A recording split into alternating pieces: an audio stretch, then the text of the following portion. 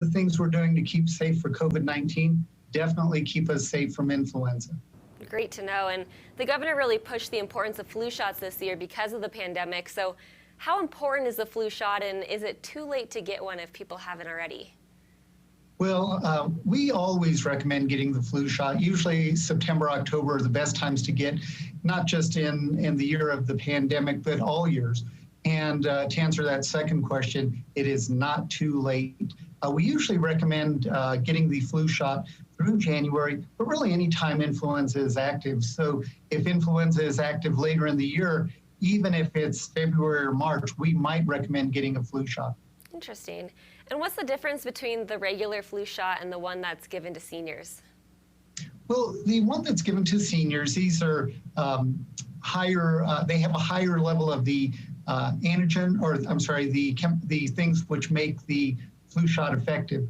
So we actually give 4 times more of that than in the regular flu shot. As we know, elderly, their immune system may not make as robust a response. So by giving them more of that antigen, then we can stimulate their immune system to make a better immune response down the road. Interesting. And this is always a big question. How reliable is the flu shot, and how long is it effective? Well, the flu shot is usually effective several months, 8 to 9 months. That's why we don't recommend getting the flu shot too early in the summer. You might see sometimes flu shots are offered in July or August, which, especially for elderly, that may not allow for protection towards the end of the flu season. So we usually recommend September, October as ideal times to get those. And the flu shot efficacy varies year to year.